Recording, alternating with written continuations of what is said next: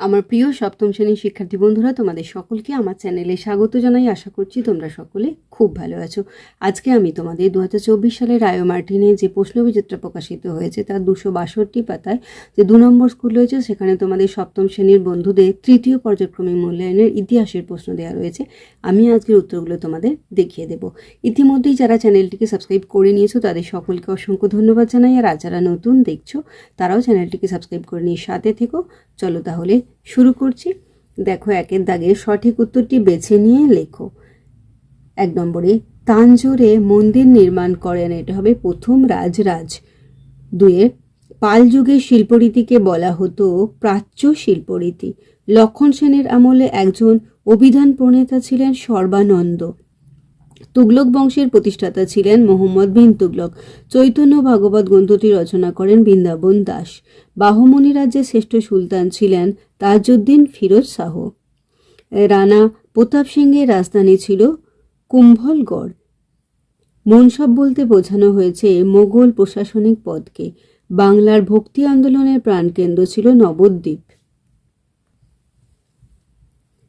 ঘাটু গানে প্রভাব দেখা যায় বৈষ্ণব ভক্তির। কোন সুলতানের আমলে দিল্লি সূর্যঘড়ি স্থাপিত হয়? ফিরোজ শাহ তুগলক। পুরন্দরের সন্ধি হয়েছিল জয়সিংহ ও শিবাজির মধ্যে। শিবাজির অভিষেক হয় 1674 খ্রিস্টাব্দে। অনেকগুলি গ্রাম নিয়ে গঠিত হয় একটি ব্লক। পৃথিবীর মধ্যে সবচেয়ে বড় লিখিত সংবিধান রয়েছে ভারতে। এরপর 2 দাগে দেখো শূন্যস্থান পূরণ করো।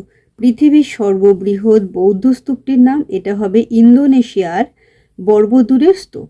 কবি জয়দেব রচিত গ্রন্থটির নাম, এটা হবে গীত গোবিন্দম। বিজয়নগরের রাজধানীর নাম হাম্পি। দহশালা বন্দোবস্ত প্রবর্তন করেন সম্রাট আকবর। রামানন্দের শিষ্যদের মধ্যে উল্লেখযোগ্য ছিলেন কবির। 5টি চূড়াযুক্ত মন্দিরকে বলা হতো পঞ্চরত্ন মন্দির। সরকার শব্দটি এসেছে ফার্সি ভাষা থেকে। গণতন্ত্রের ধারণা প্রথম দেখা যায় গ্রিস দেশে। 3 দাগের দেখো একটি বাক্যে উত্তর লেখো। পাল যুগের একজন সিদ্ধাচার্যের নাম লেখো, এটা হয়ে যাবে লুই পাদ। কার বাড়ি নাস্তিক পণ্ডিতের ভিটা নামে পরিচিত? এটা হবে অতীশ দীপঙ্কর শ্রীজ্ঞানের। তুর্কান এই চাহলগানি কে গড়ে তোলেন? এটা হবে ইলতুৎমিশ। ঘরঘোড়ার যুদ্ধ কত খ্রিস্টাব্দে কাদের মধ্যে হয়েছিল? একটু দেখে নিই চলো। এই দেখো, ঘরঘোড়ার যুদ্ধ 1529 খ্রিস্টাব্দে আফগানদের বিরুদ্ধে বাবর এই যুদ্ধ করেন। আফগানদের সঙ্গে যোগ দিয়েছিলেন বাংলার শাসক নসরত শাহ। এই যুদ্ধে জিতলেও বাবর বিহারে পাকাপাকি অধিকার কায়েম করতে পারেননি।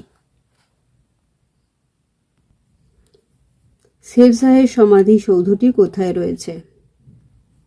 এটা উত্তর হয়ে যাবে বিহারের সাসারামে। কোন সুলতান বেকার সমস্যা সমাধানের জন্য একটি দপ্তর খোলেন? এটা হবে ফিরোজ শাহ তুগলক। গুরু গ্রন্থ সাহিব কোন লিপিতে লেখা? এটা হবে গুরুমুখী লিপিতে লেখা। ভারতের নবীনতম ধ্রুপদী নৃত্যটির নাম কি? এটা হবে মণিপুরী। ভারতীয় সংবিধানের জনক কাকে বলা হয়? Doctor B R. আম্বেদকরকে। এরপর 4 দাগে দেখো নিচের প্রশ্নগুলির উত্তর দাও। বিক্রমশীল বৌদ্ধবিহার কবে কার আমলে প্রতিষ্ঠিত হয়? পাল সম্রাট ধর্মপাল খ্রিস্টীয় 8ম শতকে মগধের উত্তর ভাগে গঙ্গার তীরে আধুনিক ভাগলপুর শহরের কাছে বিক্রমশীল মহাবিহার প্রতিষ্ঠা করেছিলেন। বল্লাল সেনের লেখা 2টি গ্রন্থের নাম লেখো। বল্লাল সেনের লেখা গ্রন্থ হচ্ছে দানসাগর, অদ্ভুত সাগর। পানিপথের দ্বিতীয় যুদ্ধের গুরুত্ব কি? এই যে দেখে নাও।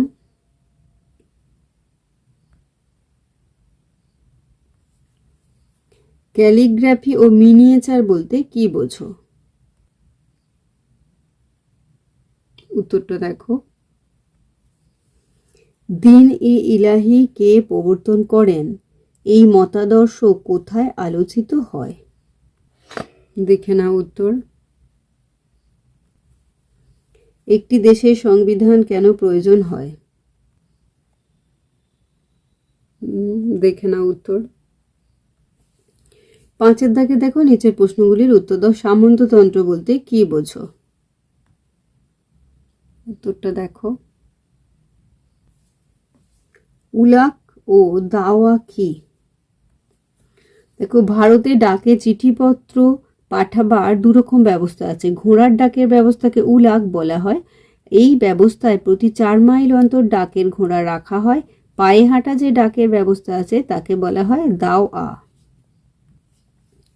ঔরঙ্গজেবের দাক্ষিণাত্য নীতি 3টি ফলাফল লেখো। উত্তরটা দেখো।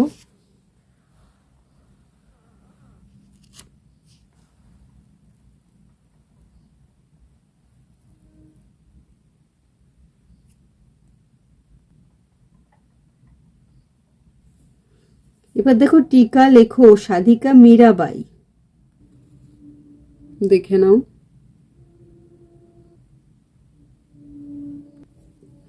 পরেরটা দেখো, টিকা লেখো মঙ্গল আক্রমণ প্রতিরোধে গিয়াসউদ্দিন বলবনের ভূমিকা। এখান থেকে এতটা লিখবে, তোমাদের যে ইতিহাস বই আছে তার 55 পাতাতে রয়েছে। টিকা লেখো ভারতে 26শে জানুয়ারি দিনটির গুরুত্ব। দেখে নাও। 6 দাগের দেখো, একে নালন্দা বিশ্ববিদ্যালয় সম্পর্কে আলোচনা করো। এই যে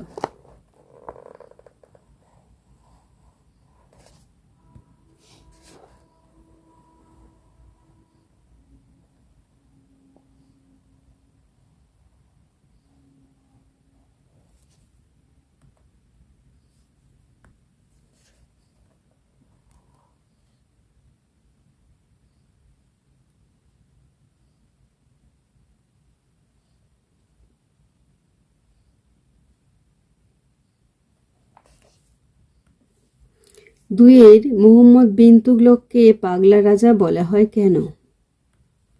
এইসব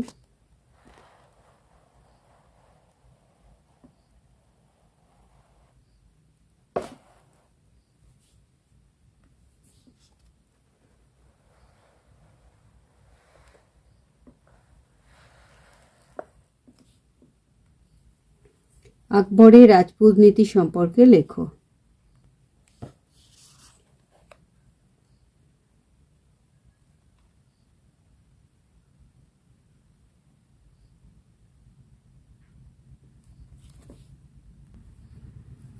বাংলায় ভক্তিবাদী আন্দোলনে শ্রী চৈতন্যদেবের ভূমিকা সম্পর্কে আলোচনা করো।